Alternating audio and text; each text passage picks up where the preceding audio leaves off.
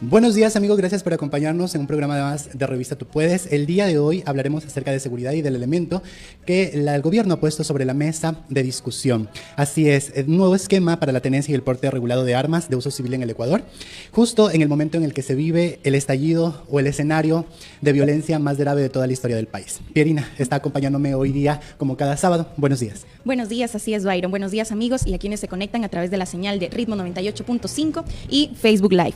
El reciente decreto 707 del presidente Guillermo Lasso, que permite el porte de armas, es parte del debate de una sociedad que reclama seguridad. Pero esta discusión debe iniciar con la diferencia entre la tenencia y el porte de armas. Según el Código Penal, la tenencia es cuando una persona posee una arma de uso civil en un lugar determinado, ya sea en su hogar, lugar de trabajo u espacio autorizado. Esta normativa ha estado presente en la legislación del Ecuador desde 1980, cuando entró en vigencia la Ley de Armas, más todas las reformas posteriores del porte de armas, en cambio, cuando la persona la lleva consigo en todo momento, ya sea por su bolso, cinturón o dentro de un vehículo. Este término ha sufrido cambios. Por ejemplo, entonces, el presidente Rafael Correa en el 2011 decretó la prohibición del porte de armas para personas civiles. 12 años después, el presidente Lasso emite un decreto para acceder a este permiso. En adelante, las personas con al menos 25 años de edad, con certificados del Ministerio de Salud y de Defensa, en temas toxicológicos, psicológicos y de destrezas de manejo de armas. Podrían portar armas. Estas personas deben tener un récord judicial limpio y sin sentencias por algún delito. Tampoco antecedentes de violencia de género. Esta medida genera preocupación por dos razones. La primera, por el reglamento es muy abierto a la hora de permitir a una persona portar su arma en cualquier espacio público. Y la segunda, porque los guardias de seguridad privada que antes solo podían usar su arma en un lugar determinado como su garita de vigilancia, hoy podrían portar armas en áreas más amplias de su radio de trabajo. No está claro el alcance de este decreto debido a que en Ecuador hay un registro de 163.000 armas registradas por el uso civil, dato del Comando Conjunto de las Fuerzas Armadas, de las cuales solo 59.000 están en uso y la gran mayoría pertenecientes a las empresas de vigilancia, mientras que solo 14.840 personas naturales tienen una arma en su casa y 1.078 portan su arma. En cambio, las armas ilegales del crimen organizado llegan a 400.000 y todo esto nos lleva a preguntarnos si la decisión del gobierno fue adecuada o no. Datos que revelan la situación del país. Agradecemos también, ya en cabina de Radio Ritmo nos acompaña el abogado Óscar Salcedo. Muchas gracias por estar aquí con nosotros. Voy a presentar un poco de la trayectoria y de la especialización del abogado. El abogado Óscar Salcedo es licenciado en Ciencias Políticas, es abogado de los juzgados y tribunales de la República del Ecuador. Tiene un diplomado superior en criminalística, es máster en Derecho Penal y Procesal Penal. También fue docente de la carrera de Derecho de la UniAndes en las materias de Derecho Penal y Práctica Procesal Penal. Fue funcionario judicial en materias penales y de tránsito y también fungió como defensor público en materia penal y de tránsito. Para nosotros es un grato honor poder contar con la experticia del abogado Óscar Salcedo. Muy buenos días, bienvenido a la casa de Radio Ritmo. Gracias por la invitación. Creo que es importante, sobre todo, establecer estos espacios de diálogo, de conversación, para sobre todo que la ciudadanía esté clara de cuáles son las políticas públicas que se están dictando en materia de seguridad, que es la preocupación mayor que tiene nuestra ciudadanía, y que además cómo le van a afectar esas políticas públicas o políticas criminales que se disponen por parte del Estado. Por supuesto que sí, y ya Pierina nos presentaba una pequeña antesala de lo que se está viviendo en el país con respecto al porte y a la tenencia de armas en el tema de estadísticas, y quisiéramos adentrarnos ya en el tema de la discusión. Pierina. Claro, bueno, un gusto saludarlo. La verdad es que es bueno tenerlo acá en estos espacios, más que todo para la comunidad y quienes nos escuchan. Para empezar, vamos a ver de qué manera más o menos breve podemos ver que esta medida es positiva o inevitable. ¿Cómo lo podemos ver? Bueno, tomando en cuenta los altos y graves índices de inseguridad que tenemos, el Estado tiene la obligación de garantizar derechos y de establecer las directrices en política criminal que ayuden a disminuir esos índices de criminalidad. Una decisión por parte del Estado siempre estará enfocada en cuál es la visión que tiene ese Estado con respecto a una medida efectiva o con la intención de que tenga una efectividad correspondiente para efectos de disminuir esa criminalidad. En ese marco, debemos decir que esa desesperación que tiene el Estado por tratar de conseguir o de disminuir esos índices de inseguridad lo llevan, pues en este caso, a tomar esta medida. ¿Hacia dónde podríamos verle un lado positivo? Podríamos verle un lado positivo en el sentido de que es necesario, en algunos escenarios, en algunos espacios, determinar una posibilidad de seguridad, ya que el Estado no llega a esos sitios. Establezco yo, siempre ha sido mi crítica, que esta medida podría haber sido dispuesta de una manera discriminada, específicamente hacia sitios donde el Estado no llega, y en los demás buscar otras medidas que busquen realizar o permitir que el Estado llegue a estos sitios. Pongo un ejemplo. Si una persona está en Santa María del Toachi, muy alejado del centro urbano, a 1 hora, 40 minutos del centro urbano, y tiene su propiedad ahí, su quinta, si alguien intenta realizar algún tipo de acto delictivo en su contra y llega a un grupo de personas, hasta que esa persona en ese sitio alejado tenga la posibilidad del auxilio de la Policía Nacional, del auxilio del Estado a través de la Policía Nacional, va a demorar 1 hora, 2 horas, tiempo en el cual, pues obviamente, van a pasar muchas cosas o podrían pasar muchas cosas. En ese tipo de casos, el Estado no tiene la posibilidad de poner un policía en cada casa ni un policía en cada quinta. Entonces, en ese tipo de casos, yo diría que sí sería efectiva una medida de garantizarle a esa persona la posibilidad de protegerse hasta que el Estado vaya en su auxilio. Pero, es como analizar la situación en la que se encuentra la persona. Correcto, realmente. tomando en cuenta eso, por eso digo discriminadamente, no decir, bueno, cualquiera puede tener un arma mientras cumpla con los requisitos. Eso abre un escenario, abre un espacio bastante grande para que las personas tengan un acceso al arma de fuego y esas armas de fuego ingresen a las dinámicas sociales. Entonces, para culminar con lo que usted me preguntó con respecto a lo positivo, digo, si fuera una medida discriminada a ese tipo de protecciones, consideraría que sí sería efectiva para garantizar justamente lo que se quiere garantizar, disminuir los índices de inseguridad y permitir que las personas se protejan en sus ambientes. Pero perdón, determinadamente, o sea, dando un poco ya a conocer esta parte, pero si no se analiza la situación en la que se encuentra la persona que pide el permiso, esto se vería más o menos una medida inconstitucional, ¿o no? Bueno, el decreto 707, en el que el presidente de la República considera que no se debe prohibir el uso de armas de fuego a los civiles, establece requisitos. Tampoco, o sea, no podemos decir de que cualquier persona va a comprar un arma y saca un permiso. No, claro, hay requisitos que cumplir, y esos requisitos que cumplir son algunos poco normales de cualquier país, cualquier restricción de cualquier país. Sin embargo, pues obviamente tenemos que entender también que hay un amplio espacio para personas que pueden obtener ese tipo de armas de fuego con falsificación de documentos. Y no es alejado de la verdad lo que estamos comentando o diciendo, porque hay gente que dice, no, pero siempre ven lo mínimo, siempre ven lo malo. No estoy viendo lo mínimo y lo malo. Tenemos antecedentes recientes. Para sacar una cédula, tramitadores. Para sacar un pasaporte, tramitadores. Para sacar una licencia, tramitadores. Si usted quiere obtener un certificado de discapacidad, existían personas que no tenían realmente una discapacidad y obtenían esos certificados. Entonces, todo ese tipo de situaciones nos hacen prever que en el momento en que comiencen ya a emitirse estos permisos, pues obviamente vamos a tener ese inconveniente con muchas personas que podrían falsificar esos documentos y obtener el arma pese a no cumplir con los requisitos. Claro, lo que usted nos menciona en ese momento se refiere un poco al tema de si existirían o no garantías al respecto de cómo verificar que la entrega de esos certificados que se pide a diferentes ministerios, como es el Ministerio del Interior y como es el Ministerio de Salud, por ejemplo. A mí lo que me preocupa al respecto es que el Ministerio de Salud, por ejemplo, ya tiene demasiada sobrecarga y no se va a abastecer, por ejemplo, también para el tema de la entrega de esos certificados, más allá del tema de la experticia que deberían tener para realizar estos estudios. Pero la pregunta que también le hacía Pierina, que iba encaminada un poco al tema de la inconstitucionalidad, va respecto a que dentro de la política pública y la Constitución se establece que la seguridad es una obligatoriedad desde el Estado y no desde la sociedad hacia el Estado o hacia nosotros mismos. Entonces, algunos actores políticos estaban planteando la posibilidad de que se declare como inconstitucional este decreto 707 por romper este principio único de seguridad desde el Estado. Entonces, ¿usted considera que podría darse este caso, que quizás alguna organización como No Te Metas con Mis Hijos, alguna organización social que vele por los derechos y por la seguridad pública de la sociedad pueda salir a las calles y protestar como un acto de inconstitucionalidad? Bueno, la constitucionalidad o no de esta medida se basa en el sentido de determinar, como dicen ustedes, que el Estado es el garante y protector de nuestros derechos como el hecho de la seguridad, a la integridad personal, a la vida. Y pues obviamente esta medida para mí no iría en el marco de afectar ese derecho o restringir ese derecho a la seguridad, en relación a que cuando hablamos de esta protección del Estado a través de la protección de la seguridad, estamos hablando de que el Estado va a continuar teniendo la Policía Nacional, va a continuar teniendo las políticas públicas en el marco de la criminalidad o en el marco de la seguridad pública relacionadas o tendientes a garantizar esa seguridad. Entonces, no se está restringiendo la seguridad, lo que se está permitiendo es a las personas establecer la posibilidad de defenderse personalmente. Sin embargo, obviamente hay situaciones que se interpretan en relación a la declaración del presidente de la República al momento de que emitió este decreto 707. Entonces, él dice en el tweet, que yo también leí, él decía que es un enemigo contra el que no podemos combatir y que está dando esa posibilidad de que la ciudadanía combata ese enemigo común que es la delincuencia. Esa forma de explicarlo, esa forma de pretender decir que las personas ahora van a combatir a ese enemigo del Estado, que es la criminalidad, pues obviamente se puede interpretar como el hecho de que estuviera el Estado derivando su obligación de garantizar la seguridad en manos de los ecuatorianos, de los ciudadanos, pero sin embargo no considero yo que hay una afectación de tipo constitucional en relación a que el Estado no está diciendo que ya no va a existir la policía y que cada quien se defienda como pueda.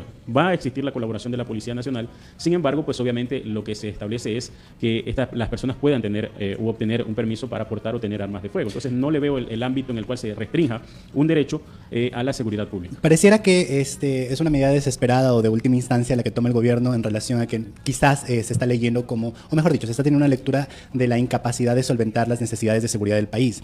Pero algo que usted mencionaba en un inicio me pareció bastante interesante cuando respondía a la pregunta inicial de Pierina, era que para usted debió haberse hecho un sesgo de quiénes sí, quiénes no, e incluirlo dentro del decreto y no dejarlo tan amplio. La especificidad que se establece dentro del decreto es el porte y tenencia de los guardias de seguridad, y allí viene la siguiente pregunta. Bueno, desde el año 1980 se tiene ya dentro de la legislación el tema de la tenencia de armas, no el porte, pero si es que el gobierno le está trasladando de alguna manera una responsabilidad directa a las empresas privadas de seguridad para que colaboren en una cooperación pública-privada, no es como se lo quiere establecer, ¿no tendría que también trasladar otras garantías a estos guardias de seguridad? Por ejemplo, seguros de vida, quizás regular el tema de los sueldos de los guardias de seguridad, regular el acceso a otros tipos de servicios o de capacitaciones que vayan desde el Estado, quizás, porque se ve simplemente como que háganlo ustedes y ya, porque a ver, el monopolio de la seguridad viene desde el Estado, más no, entonces, ¿por qué no solventamos o liberamos el tema de la seguridad para que las empresas privadas puedan acceder a otros recursos que no están permitidos por ley?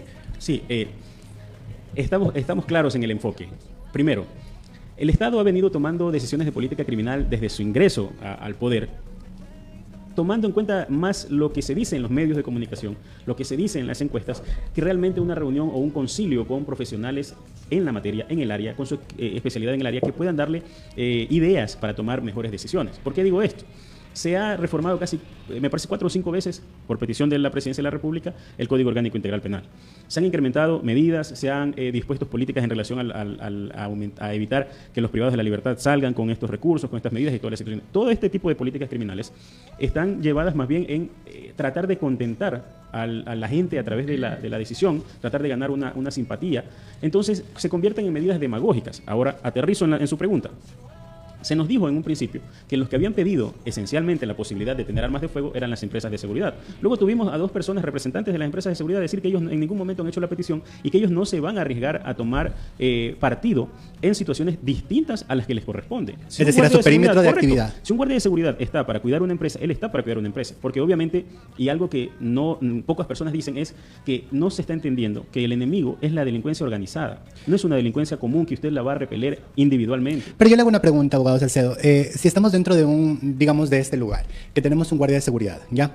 Y entran de alguna manera delincuentes armados. El guardia de seguridad, el trabajo de él, de alguna manera no es el control interno, organizar internamente la seguridad más que repeler, porque yo lo entiendo así, no sé, quizás por eso se lo pregunto, porque, a ver, es como una forma de entender que el gobierno quiere que el guardia actúe como si fuese el GOE, como si fuese que desarme. Eso no va a pasar, porque se tiene que activar también las fuerzas de orden que es la Policía Nacional y sus organismos. Entonces, ¿cómo entender también esta parte de aquí? Bueno, los guardias de seguridad tienen contratos y en sus contratos se establece específicamente cuáles son las funciones o las labores a las que ellos están obligados dentro de las instituciones privadas. ¿Y es repeler este tipo de situaciones? Dependerá del contrato. Cada contrato puede hacerse de una manera, pero entendiendo cómo a una persona encargada de la seguridad es establecer que los parámetros de la institución privada se respeten. Es decir, si el guardia está para realizar u organizar a las personas para que hagan una fila, si está el guardia para no permitir el ingreso a determinados sitios dentro de la misma institución privada, pues obviamente esas son las funciones. Y si se le provee de un arma es para tratar de intimidar o tratar de evitar que se produzca algún evento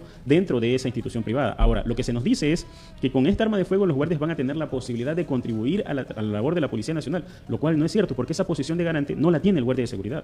El guardia de seguridad no tiene la posición de garante ante un evento en el cual se esté produciendo un robo. Él puede actuar o no puede actuar como una persona natural. Es una decisión de él. Es una decisión de él. La posición de garante establecida legalmente la tiene la Policía Nacional. Ellos están obligados ante la observación o presencia o en presencia de ellos se produzca un evento delictivo, ellos tienen la obligación jurídica de actuar. De no actuar tienen una responsabilidad. Entonces, decir que el guardia de seguridad, y eso escuchaba también al representante de las empresas de seguridad, decir que el guardia de seguridad a 100 metros está observando un evento, un robo, y va él a intervenir porque tiene un arma de fuego, y si el guardia es asesinado por parte de la delincuencia, Ahora el Estado que le pidió que colabore, ¿lo va a indemnizar? ¿Va a indemnizar a la familia para decir, ok, esta persona fue un héroe, intentó repeler un ataque y ahora le vamos a indemnizar? Pero No podemos trasladar lo que usted está mencionando justo en este momento a lo que ocurre cuando los policías están de civil. No necesariamente tienen la disponibilidad, o mejor dicho, el soporte jurídico para actuar en esa situación porque no está trabajando como quien dice, está franco. Entonces pasa lo mismo. Pierina. Claro. Bueno, en sí, yo sí tenía una pregunta con esto del soporte jurídico, porque ¿qué pasa cuando uno se quiere defender por defensa? Dicen, bueno, asesina a alguien pero por defensa propia. Correcto. Y sí me queda la duda porque yo digo, ¿qué pasa con esas personas? O sea, ¿tienen una sentencia o cómo va la ley a defender esta parte o hay alguna normativa que nosotros podemos decir, bueno, yo sé que por defensa propia no me voy a ir preso o la ley me va a defender a mí? Es difícil para mí tocar este tema en relación a lo que pasa en la práctica y lo que dice la norma. Yo, en la práctica, debo decir que hay algunos casos en los cuales no se ha interpretado de manera correcta lo que pasó en el evento, en el hecho, y pues, lastimosamente, en los procesos judiciales terminan dejando con prisión preventiva a las personas que a veces actúan dentro de la legítima defensa. Perdón que le interrumpa. Ya. Es decir, que penalmente, si es que yo disparo, me van a detener en flagrancia y punto. Se acabó hasta que yo demuestre lo contrario. Hago una relación de las dos preguntas para contestar y regresar al inicio del proceso en sí. Por favor. El Estado establece protección a varios derechos, como la vida o la integridad personal. ¿Cómo los protege? Como los considera de grave protección o de protección alta, los protege a través del derecho penal. ¿Cómo los protege? Tipificando en el Código Orgánico Integral Penal de que esas conductas, en caso de cometerse, van a ser sancionadas. Privar de la vida o afectar la integridad personal, es decir, una lesión. Eso es. Ahora, dentro de esas conductas prohibidas, establece también unas causas de exclusión de la antijuricidad. Para no ir tanto al ámbito jurídico y tratar de aterrizarlo un poco, para que nos entiendan, hay situaciones que permiten que, a pesar de haber afectado a la vida o afectado a la integridad personal, la persona no sea responsable penalmente. Eso se llama causa de exclusión de la antijuricidad y una de ellas es la legítima defensa. ¿Pero eso tiene que estar establecido en el decreto? No, eso está establecido en el Código Orgánico Integral Penal, porque en el momento que usted priva de la vida, así sea el delincuente, o lo lesione a través del uso del arma de fuego, usted está lesionando a una persona y será en el proceso donde se determine que el tipo era delincuente y que usted actuó en legítima defensa. Pero considerando nuestro estado actual de leyes y de cómo funciona, podrían pasar meses hasta que eso signifique mi libertad. Pero, a ver, ese no es el problema que tienen actualmente los policías para el uso de armas, que tiene que ser justificado de alguna manera. Pierina tiene una pregunta al respecto. Claro, sí, bueno, de hecho, vale ¿qué pasa cuando no existen pruebas o testigos que avalen que usé el arma en defensa propia? Puedo ir me voy a quedar preso. Ajá, claro, porque cómo nosotros justificamos ese suceso. Por ejemplo, pasa con los guardias de seguridad. Por ejemplo, puede haber otro caso de violación que de pronto vaya a decir... No hay testigos. Claro, no hay testigos. O de pronto, ¿qué pasa? En alguna balacera, alguna cosa, un policía dice, pero... lo maté, pero algún guardia, o sea, pasa una bala perdida, un daño colateral, alguien que fallece por un daño colateral. Bueno, ahí son varias preguntas. Sí. Vamos de lo primero. Bueno, a ver, primero establecer qué es la legítima defensa. Creo que sería importante. Por favor. La legítima defensa en el artículo 33 del Código Orgánico Integral Penal, si no mal recuerdo, establece que la legítima defensa, para considerarse así, necesita 3 requisitos. ¿Sí? Primer requisito, agresión actual e ilegítima. Es decir, la persona viene y me agrede, actualmente e ilegítimamente. Es decir, no tenía derecho a agredirme. Segundo, falta de provocación suficiente. Es decir, yo no provoqué a esa persona para que me venga a agredir. Y tercero, necesidad racional del medio utilizado. Es decir, con lo que yo me defendí o de la forma en que yo me defendí, era necesario para evitar o disminuir la agresión. Para evitar la agresión. Esos son los 3 requisitos que tienen que haber en todo procedimiento en el cual yo vaya a alegar una legítima defensa. Es decir, no es lo mismo un disparo que 5. No es lo mismo un disparo que 5. No es lo mismo que una persona no esté armada, ¿verdad? Y que yo le dispare 5 veces. O que esté armada y yo le dispare 5 veces. Cada caso es diferente, es correcto. Pero tiene que cumplir estos 3 requisitos. No puede haber testigos, pero sí, dentro de la investigación, los peritos determinan que existió una agresión actual y legítima, una falta de provocación suficiente y la necesidad racional del medio utilizado, pues obviamente se va a justificar la legítima defensa. Si, digamos, el mismo ejemplo que poníamos al principio, en Santa María del Toachi, estoy solo en mi quinta, 1 hora, se meten 4 delincuentes y yo tengo un arma de fuego. Resulta que ellos no tenían arma y los 4 me vienen a agredir. Hay personas que dicen, no, como ellos no tienen armas, yo no les puedo disparar. Sí le puedo disparar, porque ellos están provocando ¿qué? Una actual agresión ilegítima, están ingresando a mi propiedad sin mi autorización. Falta de provocación suficiente. Yo no les he dicho ni tienen razón por lo cual entren a mi quinta o a mi finca. Y tercero, son 4 tipos que no tienen arma, pero ¿yo qué tengo que pelear con los 4 tipos? tengo que buscar un cuchillo, un machete. Si tengo una pistola, voy a disparar. Claro. Y tengo ese medio era necesario para repeler la agresión. Pero, entonces, no es que es igualdad de armas. Hay gente que habla de igualdad de armas en legítima defensa. No es igualdad de armas. No es que porque vienen con un cuchillo, yo tengo que dejar mi arma de fuego y ir a ver un cuchillo para defenderme para estar a la par. para estar a la par. No, De hecho, eso con es mi algo arma me que, puedo defender. Claro, es justamente algo que yo conversaba alguna vez con algunos policías que me decían que ellos tienen a su derecho el tema de uso progresivo de la fuerza. Entonces, claro, es una ley para ellos que los puede rescatar. Entonces, ¿qué pasa? Pero yo le decía, ¿qué pasa si se encuentran, ¿no?, en una situación donde de pronto tiene un tolete o tiene un arma y él puede elegir qué usar hacia la persona que lo está agrediendo? Entonces, ¿qué le digo? Pero si el otro está armado, entonces, ¿qué tiene que hacer? Primero el tolete y después el arma, le digo. Entonces, es como, ¿cómo podríamos proceder? Pero es una mala interpretación. Una mala interpretación. Pero, abogado para la Salcedo, policía. Solo para dígame. puntualizar, ¿por qué es una mala interpretación? Porque si bien es cierto, se habla de progresividad en el legítimo uso de la fuerza. Se habla de primero verbalizar, Claro. segundo de tácticas no letales y luego, como último elemento, la táctica letal. Pero depende de la amenaza. Si yo como policía llevo un procedimiento en la Che Guevara y al momento de que me bajo del vehículo recibo disparos, no voy a verbalizar y luego tratar de capturar a la persona. Tengo que entrar con el arma y disparar. Eso es la escala que existe de determinar que primero se empieza por la verbalización. Depende de la amenaza. Si la amenaza es inminente y recibo disparos, no puedo empezar por verbalizar. Tengo que empezar disparando porque obviamente lo que busco es precautelar mi vida. Entonces, esa interpretación es la que a veces no se tiene. Justamente leí un caso sobre, hay personas y familiares, ¿no?, de las víctimas, de los policías, que dicen, no, pues es que el policía no usó el uso progresivo de la fuerza. Entonces, pero en cambio el otro venía a dispararle, a agredir a su vida. Y es una forma de como agarrarse para en sí enviar preso a un policía y no realmente a un delincuente. Otra cosa, y para culminar el tema anterior de la pregunta que me quedó esa parte en el aire.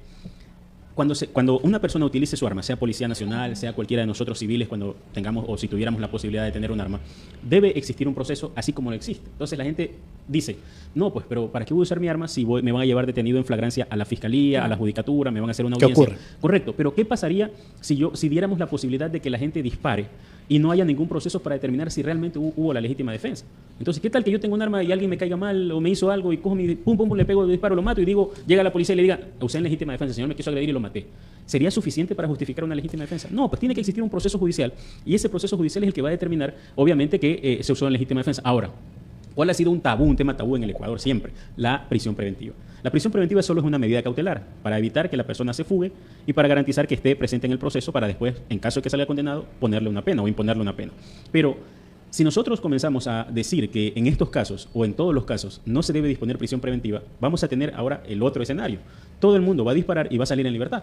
Claro. Entonces, ese equilibrio es el que garantiza el proceso judicial. El determinar si un policía dentro de un procedimiento disparó a alguien, deberíamos garantizar que ese policía, al menos durante el proceso judicial, no esté privado de su libertad. Eso estoy totalmente de acuerdo, porque él la usó dentro del proceso. Pero ahora, que no haya proceso judicial por el uso de un arma, en ningún caso yo lo considero válido, sea una persona civil o un policía. Porque obviamente debemos de establecer que realmente se usó el arma como se debía. Pero, a ver, abogado Salcedo, en la línea de lo que estamos hablando en este momento, se establece varias cosas que me llaman la atención.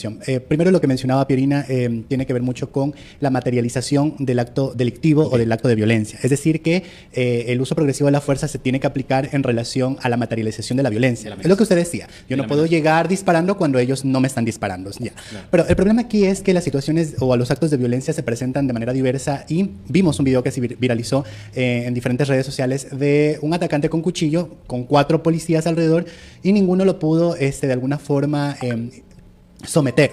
Entonces, a ese nivel de impotencia se encuentra la seguridad del país que siente desconfianza en utilizar este uso progresivo de la fuerza cuando la amenaza era latente, era inminente, se veía el cuchillo, la agresión directa, el atacante estaba motivado a asesinar, no solamente era una riña, sino que él quería apuñalar al otro policía. Entonces, a ese nivel yo llego. Se supone que la policía pasa un proceso de ascensos, de capacitaciones, etcétera, etcétera, etcétera.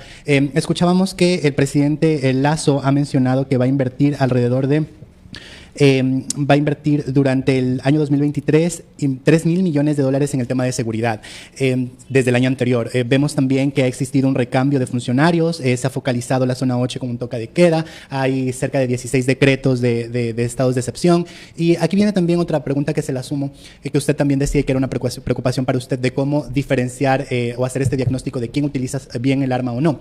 Porque lo que ha ocurrido años anteriores, me parece que en el 2014-2016, cuando se lanzó este informe de la verdad, se descubrió que existieron varios casos de lesa humanidad cometidos o perpetrados desde el Estado por el hecho del abuso de la fuerza policial, militar, en protestas, etcétera, etcétera. Entonces, ahí también hay un peligro, porque es lo que usted decía, puede ser un contrincante político mío, pero yo creo el escenario, y lo hemos visto, que se crea el escenario virtual para que esta persona aparezca como el perpetrador de un hecho. Entonces, no estamos frente a un sistema judicial que de alguna manera nos deje en indefensión, es bastante ineficaz para aplicar este decreto.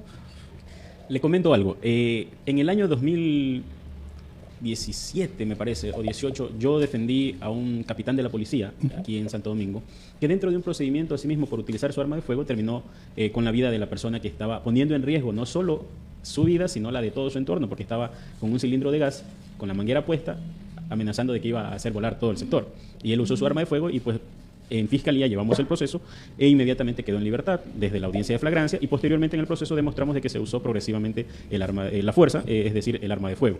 Entonces, conozco otro caso en Esmeraldas también, donde una persona con un pico de botella se abalanzó sobre un señor policía, el mismo que disparó en 6 ocasiones, impactando 3, y esta persona posteriormente fallece. Entonces, así como hemos visto casos en los cuales la justicia involucra o tiene detenidos a los privados de su libertad o procesados a los señores agentes de policías, también entendemos o conocemos que existen casos en los que inmediatamente han quedado en libertad porque se ha demostrado que han usado legítimamente su fuerza. Entonces, ¿a dónde voy? A su pregunta.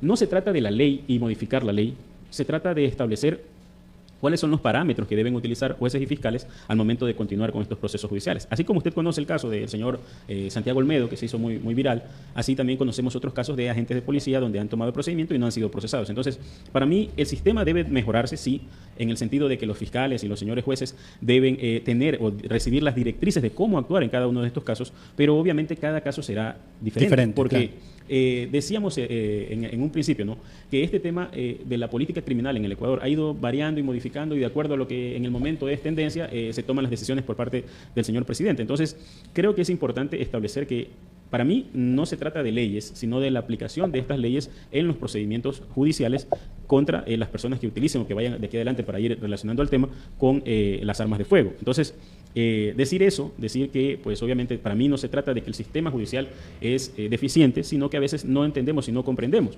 Ahora, con respecto al caso que usted decía de Valencia, de la persona que tiene los 2 cuchillos y que están 4 policías ahí, mucha gente dice, los policías están con las manos atadas, no pueden actuar porque el sistema judicial los afecta, el sistema judicial después están pensando en el proceso judicial y que por eso no pueden actuar. Pero el mismo proceso judicial establece un uso legítimo de la fuerza, que tiene que justificarse dentro del proceso judicial. En ese caso, existe una persona con 2 cuchillos, existen varios policías, hay uno que está hablando por radio, cuando el tipo está con 2 cuchillos al lado de él, a pocos metros, pudiendo haberlo atentado en ese momento, y no pensó en tomar el arma y disparar. Entonces, el que llega, el de la moto, sí usa su arma y lastimosamente termina y pegándole a su compañero el balazo, y luego ya dispara contra la persona en las piernas, que vimos después en los videos en un sitio de salud. Ahora, ese disparo, imagínense eso, ese disparo no podía ser en las piernas, porque el tipo está con 2 cuchillos abalanzándose.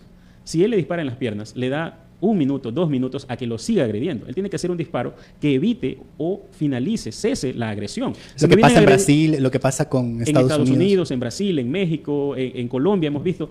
Lo que busca la ley de uso legítimo de la fuerza, o lo que busca la ley al momento de establecer este tema de la legítima defensa, mía o de terceros, es permitirle a las personas que ante una agresión ilegítima no sean privados de su libertad o de su integridad personal. Entonces, a veces me parece a mí, y usted también lo confirmó, lo dijo de la forma en que lo expresó, existe una falta de preparación y de conocimiento de qué nomás pueden hacer por parte de los señores agentes de policía, a quienes no critico, porque obviamente la responsabilidad también es del ministerio, del gobierno, de establecer y prepararlos ante este tipo de situaciones. Si usted le pregunta a un policía, ¿cuándo han hecho una simulación de eventos críticos? Le va a decir que nunca han hecho una simulación de eventos críticos. Entonces, cada que pasa un evento crítico, cada policía le toca actuar como le parezca en ese momento. Y muchos refieren o tienen la referencia, no, Santiago Olmedo disparó y está preso, estuvo preso, lo condenaron, entonces mejor yo no voy a disparar. Pero eso no quiere decir que la ley esté hecha en favor de los delincuentes y en contra de la policía. Eso lo que quiere decir es que en un caso, él recuerda un evento de su compañero y no quiere actuar, pero la ley sí lo ampara, y yo siempre he manifestado, mucha gente que no está de acuerdo conmigo, pero la ley establece, tanto la ley de uso legítimo de la fuerza, cuáles son las escalas para utilizar la fuerza letal, y así como la legítima defensa establecida en el Código Orgánico Integral Penal, que dice que ante una agresión ilegítima, yo tengo que necesariamente utilizar la fuerza para repeler o evitar o finalizar la amenaza. Si es una amenaza con 2 cuchillos, pues obviamente yo le disparo a la pierna, esa persona va a seguir caminando. no se trata de amenazar, no se trata de intimidar, se trata de evitar o cesar esa amenaza. Entonces, eso a veces no se dice y los policías dicen, no, pero es que voy a estar involucrado en un proceso judicial. Siempre, el desconocimiento. Correcto. En los Estados Unidos, cuando disparan y usan su arma de fuego, también están involucrados en procesos judiciales. ¿Cuál es la diferencia?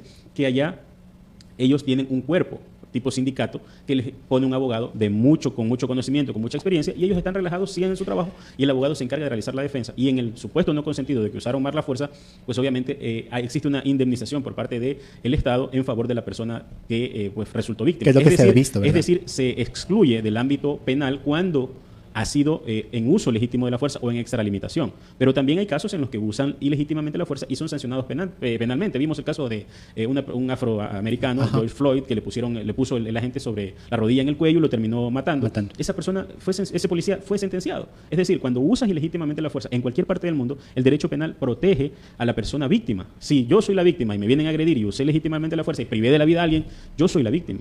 Es que, a ver, para mí es el tema del proceso. Usted mencionaba un tema de la capacitación también. Ese es el miedo que tienen a veces. Sí, pero el proceso de la capacitación existe y se da. Lo digo porque yo vengo de una familia de policías también, entonces yo conozco que sí se los capacita y que sí tienen, por ejemplo, capacitaciones en tema de leyes, capacitaciones en temas de defensa, etcétera. O sea, sí existe, exactamente. Ahora, es el proceso el que genera esta desconfianza y falta de alguna forma de seguridad para utilizar lo que jurídicamente les permite. Y ya en los Estados Unidos, en cambio, para mí existe una extralimitación del uso de la fuerza también, porque hemos visto casos que no los dejan ni siquiera hablar y les disparan. Entonces, aquí viene un tema importante. Los problemas de impunidad, según datos del diario El Universo, los feminicidios solo terminan en sanción el 11%. Según la encuesta de Market, el 8% del Ecuador cree en la justicia, el 10% en la policía y el 6% cree en la asamblea. Es decir, que tenemos una sensación de indefensión por parte de la ciudadanía que ya se siente de alguna forma desprotegida y no vemos, al menos aquí en Santo Domingo, esta cultura social de luchar por los derechos como pasa en Quito. Por ejemplo, en Quito vemos que no hay arreglado una calle o les robaron hoy día y vemos que la gente se organiza y sale a reclamar sus derechos en ese barrio. En Santo Domingo no pasa eso. Debemos sentirnos felices que aquí en Santo Domingo no existe tráfico de influencias, no existen autoridades procesadas, aquí no existe corrupción. Yo me siento dichosa de vivir en Santo Domingo, porque no conocemos de un caso que se lleve a esto, no somos privilegiados en ese tema. Pero ahora, con estos datos que yo le doy, abogado Salcedo, ¿cómo poder entender o cómo poder identificar la presencia del Consejo de la Judicatura como quizás un órgano que está limitando la aplicación de la justicia en nuestro país? Cuando, por ejemplo, entendemos y estamos viendo que el presidente del Consejo de la Judicatura, Wilman Terán, no procesa jueces que tienen expedientes corruptos, que son corruptos, pero es bastante ágil, por ejemplo, para demandar $256 millones al Estado ecuatoriano y colocar quizás una medida de reparación integral que hace referencia a los 635 millones que les dieron en el 2012 cuando se estaba creando infraestructura en el gobierno de Rafael Correa. Entonces, esa es una actitud propia de un actor judicial, digamos también político, en defensa de la seguridad de nuestro país. ¿Es permisible esta actitud? Bueno, el presidente del Consejo de la Judicatura y en sí los miembros del Consejo de la Judicatura tienen esa facultad de generar las acciones contra jueces que tengan pues expedientes y considerar su destitución. El problema es que no lo ha hecho. Me parece que el dato no está tan correcto porque recuerde que cuando se habló de un juez, no recuerdo el sitio, que dio la libertad al conocido Gordo Luis, líder de los Lobos, se reunió a las 11 de la noche el Consejo de la Judicatura en una sesión extraordinaria y ahí destituyeron a ese juez y 2 jueces más, 3 jueces, luego de, obviamente, verificar que existía el expediente que se abrió en ese momento y realizaron la sanción a estos jueces. Entonces, pero en esta semana, por ejemplo, tuvimos a la fiscal Diana Salazar denunciar públicamente que el Consejo de la Judicatura quería generar el proceso para selección de los y se reunieron recientemente el día jueves para hacer los procesos que demandaba la Fiscalía. Entonces, ¿cómo no entender que de alguna manera el presidente del Consejo de la Judicatura, o mejor dicho, la institucionalidad como tal, que está encabezada por él, tiene un perfil político muy claro y que no está encaminado a estas reformas o estas modificaciones de, por ejemplo, incrementar el número de jueces? Nos decían que solo el 17% de la nómina del Consejo de la Judicatura se refiere a jueces que no tienen ninguna especialización, que no son jueces de tránsito, no tienen ninguna especialización y que de alguna manera debería fortalecerse con el presupuesto que ya tienen. Entonces, por eso iba encaminada mi pregunta. ¿Es el Consejo de la Judicatura quizás, o mejor dicho, el sistema judicial, un un escalón para que los ecuatorianos podamos acceder a seguridad y justicia? Bueno, el presidente del Consejo de la Judicatura tiene, creo, 2 meses en funciones, el doctor Wilman Terán. Lo conozco personalmente, estuvo aquí en Santo Domingo como juez de tribunal y juez provincial. Creo que es una persona sobre todo ecuánime en relación a sus actuaciones y de lo que estamos viendo hasta el momento, ha realizado, primero que todo, la evaluación de qué es lo que necesita el sistema judicial, ha hecho el requerimiento a través de una acción de protección en contra del Estado para efectos de que se garanticen los recursos. Ahora, existen muchas vacantes o muchos espacios a nivel del Consejo de la Judicatura por llenar en el caso de los señores jueces y que pues de lo que tengo entendido o tenemos en conocimiento de lo que se expone por parte de él, no existirían los recursos suficientes para justamente pues crear o llenar estas vacantes y poder garantizar el acceso a la justicia. Un juez en Santo Domingo tiene a veces hasta 20 causas en flagrancia en un fin de semana. Entonces, luego esas 20 causas se convierten en 20 procesos. ¿Y cómo resuelves tú como juez 20 procesos? Entonces, se necesitaría incrementar el número de jueces y para ello se requieren los recursos. Se necesita mejorar la infraestructura, como en el caso de Santo Domingo. Si usted ingresa al Consejo de la Judicatura, observa que hay espacios que ya tienen mucho detrimento, que no se ha hecho ningún mantenimiento y pues obviamente para ello se requieren los recursos. Ahora, eso de los recursos, eso de la creación de los jueces es parte de contribuir con la justicia. No es lo principal. ¿Qué sería lo principal?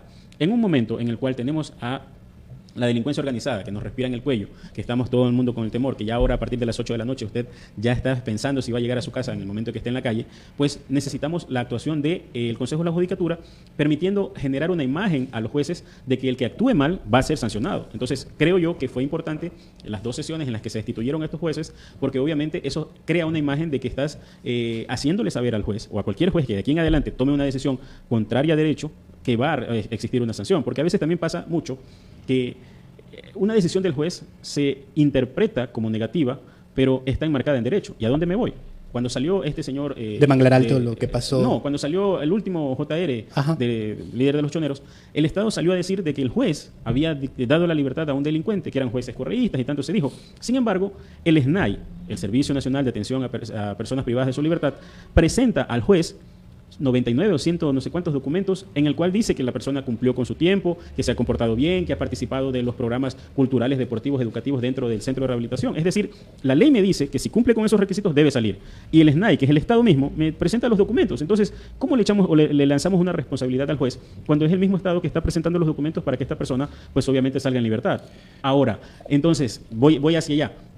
A veces hay decisiones que están enmarcadas en derecho, pero que sin embargo nos dice el señor presidente o los medios que están en relación a una decisión judicial que esa decisión es errónea, que no se está colaborando con la seguridad. Pero si es el mismo Estado el que está presentando los documentos, el juez tiene que hacer cumplir la ley. No tiene otra función. Para ir avanzando en el tema, quisiéramos plantearle sobre la mesa de discusión, abogado Salcedo, ¿por qué es tan difícil constitucionalmente que las Fuerzas Armadas salgan lejos de un estado de excepción a apoyar a las calles a la Policía Nacional?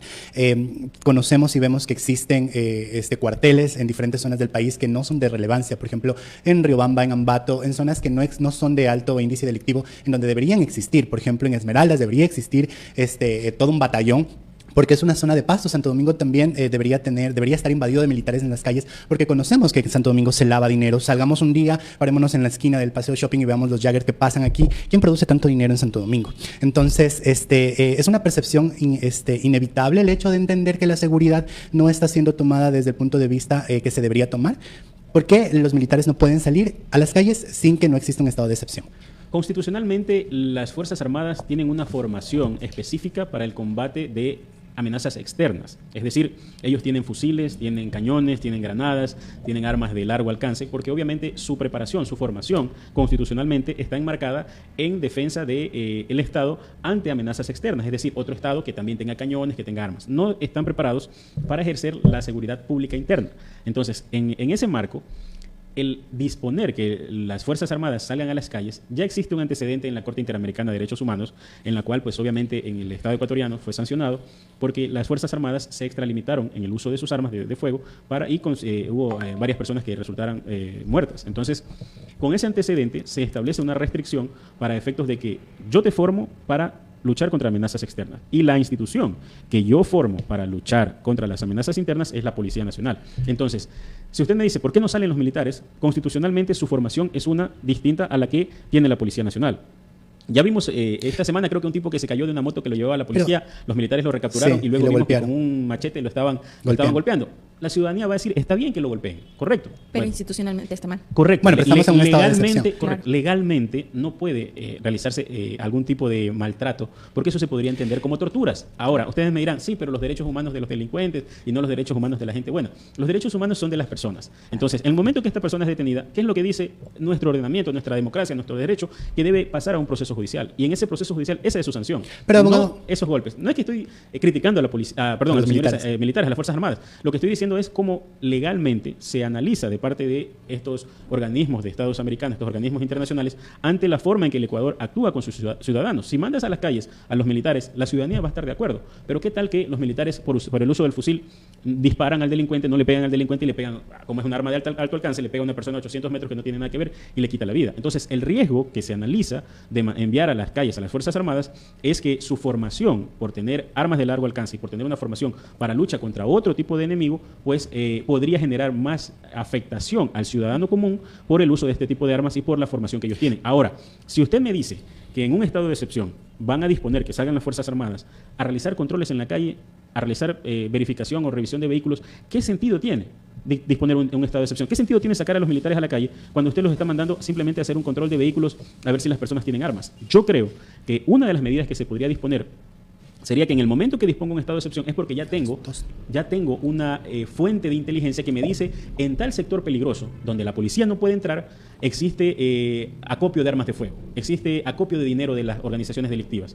Ahí sí necesito más esa prudente fuerza de las Fuerzas Armadas con fusiles, con todo. Ok, dispongo el estado de excepción, pero ya tengo el dato de dónde voy a entrar y utilizo toda esa fuerza para entrar donde la policía no puede. Pero decirme que el estado de excepción resuelve algo, no resuelve. Enviar a las calles a los señores miembros de las Fuerzas Armadas sin un plan estratégico de seguridad es por gusto. Porque usted lo va a ver parado al militar ahí, pero el militar no va a poder estar en todas las calles, no va a poder estar en todas las plazas ni en todos los centros comerciales. Van a tener que estar rotando y la delincuencia tiene el tiempo para eso. Entonces, si no organizamos un plan primero de seguridad, si no establecemos fuentes reales y directas, fidedignas de inteligencia que ayuden a contribuir con la identificación de los puntos críticos, sería para mí innecesario lanzar a las Fuerzas Armadas a realizar un control de vehículos. ¿Ayudará en algo? Sí. ¿A qué? A la percepción de seguridad, pero no realmente a la seguridad. Pues bueno, generalmente lo que se podría decir es que estamos invadidos en el Ecuador por fuerzas externas, que es el narcotráfico, y esa para mí sería una justificación válida para meter a los militares dentro de las calles.